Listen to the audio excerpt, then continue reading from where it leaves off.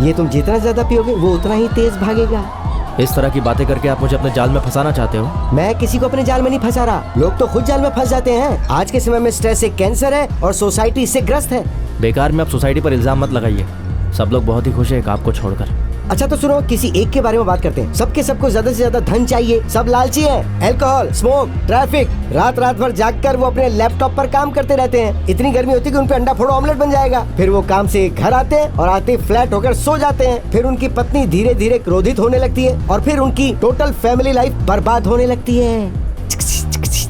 तो मैं इसमें क्या कर सकता हूँ? बेटे, आज के इस इंस्टाग्राम के जमाने में तुम पुरानी जिंदगी क्यों जी रहे हो? देखो, तुम्हारे पास कोई काम होगा नहीं तो तुम्हें कोई स्ट्रेस नहीं होगा। दिन में 3 बार भर के खाना खाओ और मस्त होकर के 3 बार सो जाओ और फिर शाम को उठो तो मस्त वीडियो गेम खेल के एंजॉय करो। फिर तुम शाम को फील्ड में जाके फुटबॉल आराम से खेल पाओगे। तुम्हारे साथ एक मेडिकल मिरेकल होगा। अभी तुम 25 साल के हो, तुम्हारा अब तक एक भी बाल नहीं गिरा होगा, लेकिन उसके गिरने पे कमाल हो जाएगा। हाँ।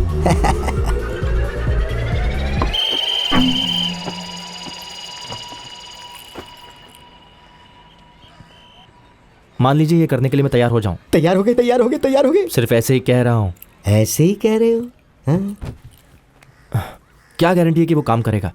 गारंटी तो कोई नहीं है। कभी कभी टावर के नीचे भी खड़े रहते हैं तो सिग्नल नहीं मिलता। वो काम कर रहा है नहीं कर रहा है, इसके लिए हमें टेस्टिंग करनी पड़ती है।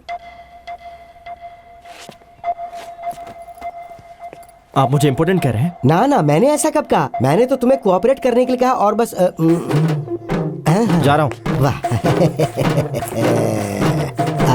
अब बहेगी धार।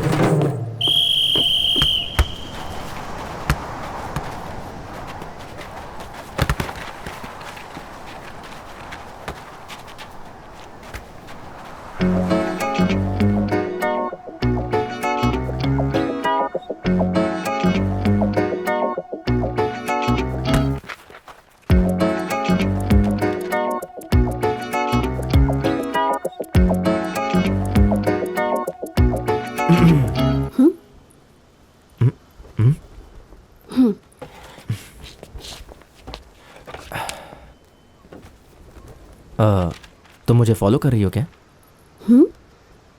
आइडिया काफ़ी अच्छा है। तुम मुझे ये इसलिए बोल रहे हो ताकि मैं तुमसे ना कहूँ।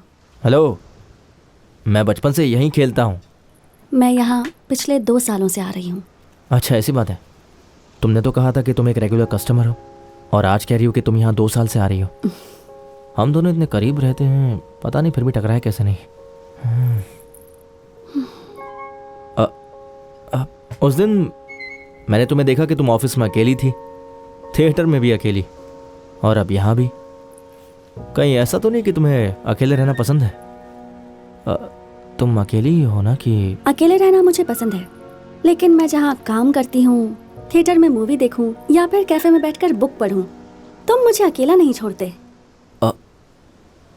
ओके। कॉफी?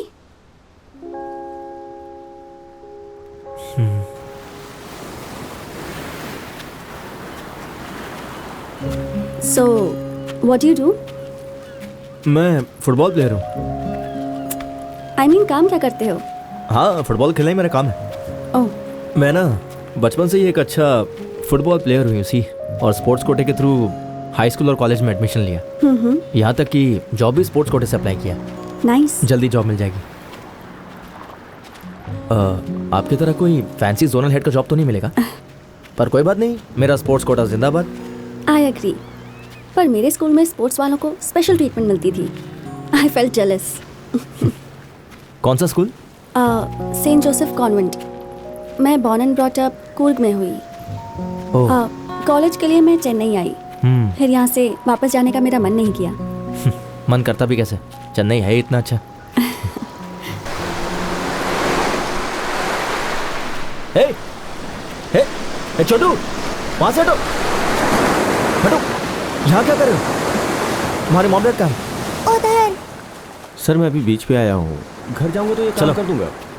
सर मैं समझ सकता हूँ, अर्जेंट। एक्सक्यूज मी, आप यहाँ बैठ के फोन पे बात कर रहे हैं? आपको पता है आपका बच्चा वहाँ पानी के पास चला गया था? अर्जेंट कॉल आ गया था इसलिए। उसे कुछ हो जाता तो? अगर ये पानी में बह जाता तो? सॉरी, संभालने नहीं आता तो पैदा क्यों करते हो बच्चे? Thank you brother. ध्यान रखो इसका, टेक केयर। बेटा क्यों तुम ऐसा करते हो? कितनी बार समझाया तुम्हें? सॉरी पापा। Not bad. क्या? नहीं, कुछ नहीं। चलो चलते हैं। तुमने कहा था ना कि मैं आंटी को लेकर पार्लर में आने वाली हूँ, तो कब लेकर आ रही हूँ उन्हें? डॉक्टर, ये लीजिए टैबलेट।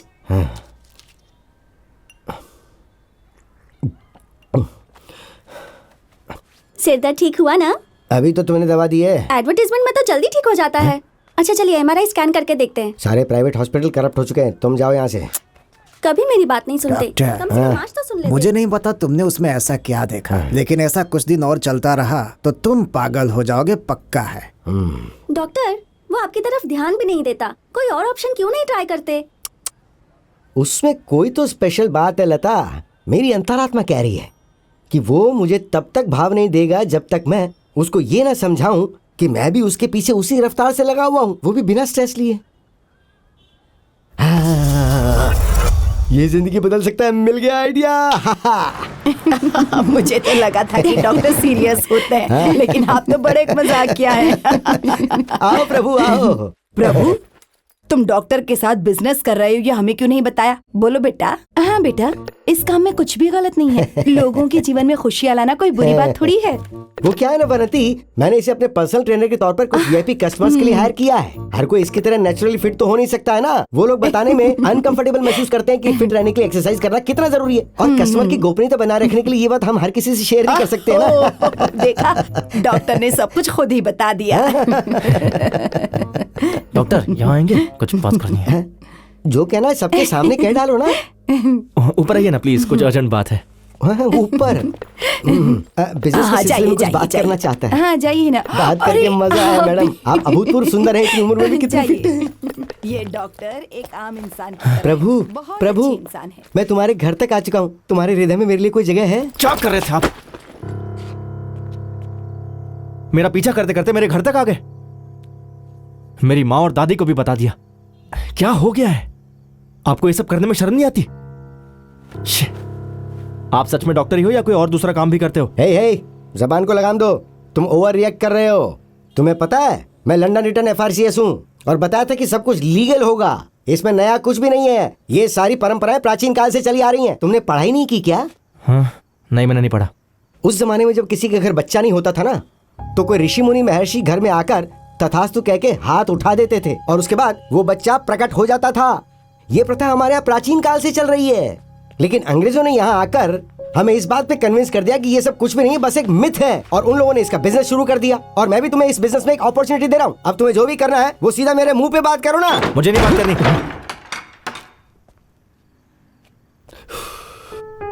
अफसोस, इसे अपनी कीमत नहीं पता।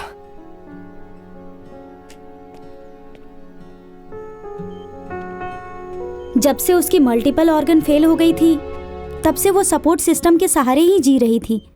दवाई उस पर कोई असर नहीं कर रही थी। उसे ठीक होने के लिए एक मजबूत इच्छा शक्ति की ज़रूरत थी। Sorry to say this, your wife has given up. Excuse me. Sorry Manoj, I know it's difficult, पर डिसीजन तो आपको लेना ही है। थैंक्स।